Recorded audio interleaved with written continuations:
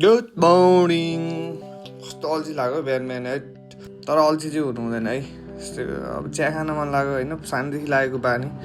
नेपाल छोडेको नि अलमोस्ट 1 वर्ष हुन लागिसक्यो, तर चिया खाने बानी चाहिँ गएको छैन होइन। चिया पकाउनै पऱ्यो, खाइदिने बानी भएपछि you can look around my kitchen. यो चाहिँ ठक्क देखाइदिएछु, मेरो किचन हो यो चाहिँ।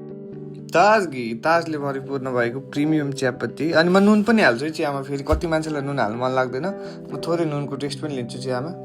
त्यही हो, पानी हालेँ पहिला। अरू मान्छेहरू पहिला दुध हाल्छ, म पानी हाल्छु। अनि पानीमा नुन, चिनी, चियापत्ती हालेर त्यस पछाडि म कुरिरहेको छु, स्टिल कुरिरहेको छु त्यो उम्लेछ भनेर। अनि त्यो उम्लेपछि पछि दुध हाल्छु, अनि अझै नै कुरिरहेको छु म। अनि त्यो हाम्रो साथीलाई के हो त आज बिहान बिहान जोस चढेर होइन। म उठ्नुभन्दा अगाडि नै किचन सफा गरेर थिएँ, कहिले सफा गरिदिनु थियो, आज के जोस चढेछ होइन साथीलाई। गरोस् आज घामभन्दा अगाडि उठेछ मेरो साथी।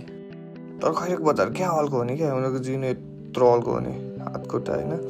त्यस पछाडि हामी अब चिया, मैले दुध हालिसकेँ, उम्लिन दिनुपर्छ एकछिन। फेरि उमालिराख्नुपर्छ है, उम्लिन बित्तिकै हाल्यो भने त्यो चियामा मिठो टेस्ट आउँदैन। त्यही त हो।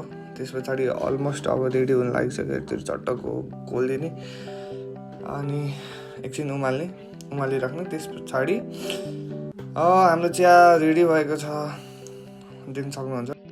अनि म दुध चाहिँ अलिक थोरै हाल्छु है, त्यो धेरै दुध हालेपछि मलाई पर्सनल टेस्ट हो त्यो, मिठो अलि लाग्दैन। थोरै अलि पातलो हाल्छु, त्यही हो। त्यस पछाडि म आफ्नो रुममा आएँ, यु क्यान सी ठ्याक्क झ्यालबाट देखाएको भ्यू, चिसो हावा खाँदै बिहानको चिया।